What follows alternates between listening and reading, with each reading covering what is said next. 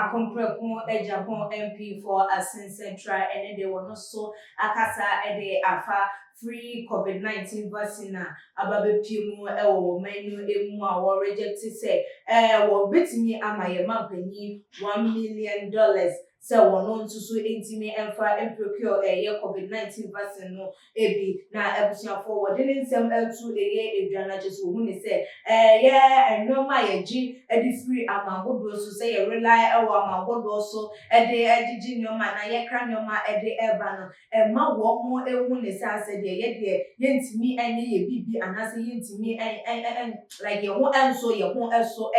na dane da ye depend ewo wo mo eso a emboa ewo se ye asusu yetimi ye bibi a ye fi bitimi aka se Africans anase Ghana ye asusu yetimi ayo ya de na ya honorable eden nsem no etu eduano na wo twemu esem supply of COVID-19 vaccine wo mo ede aba Africa especially Ghana no wo ye against it pan na wo twemu enso so na chese ye developed countries done that said they can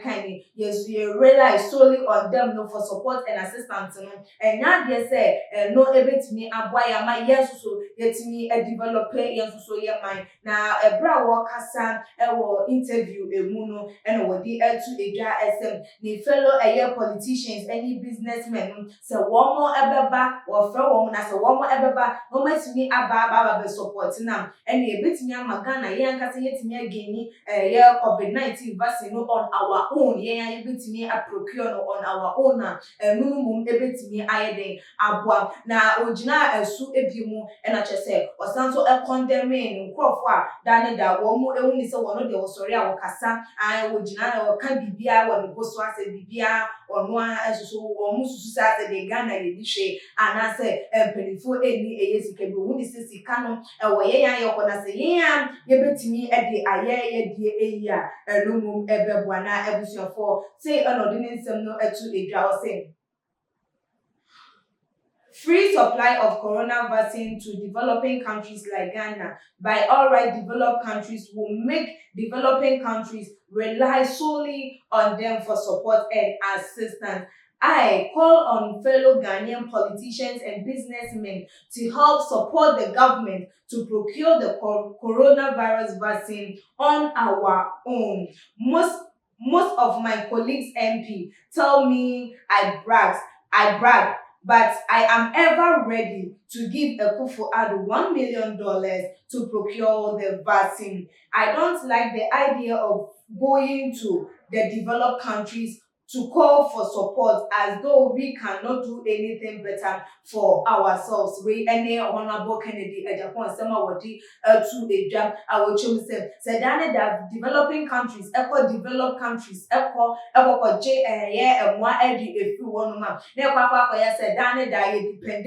one more also na say one for MPs no ene no be ya dream benkum na wo mu nyina timi ahia na wo ma dwen akobako na wama yo man say wo mo abeboabo wo mo na wama o man Ghana yansusu yetimi procure ye ankasa ye vaccine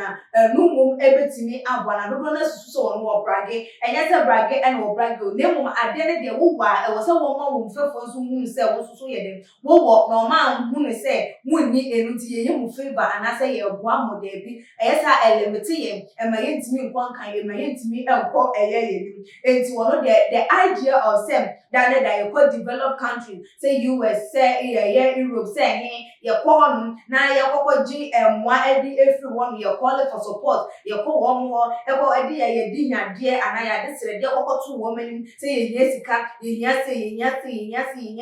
and into one more yesika say family ye adwuma so one kwa yen ewo ehun wono dear or no on jigen to mu ene engine to mu echina nemo ye yan kasa yenye de betimi ayem na yetimi di aboa ye ho na ama man no so etimi atu empon enti ono de wa ye ready say mampanyin na nadakwa Akufo so one ne be ya adwen dia wo betimi a donate $1 million de ama emampayi said the bear yan so no ye betimi de ye vaccine essence COVID-19 vaccine ya abe free ye de pray free ye ntua hwe ade free so de na chese ensem edi achire eka ho eno ene ni suro eno ene chese ehu a ewo eye ni mu eno ntino osusu se dani that it depend e wa fofo eso o be fa ye se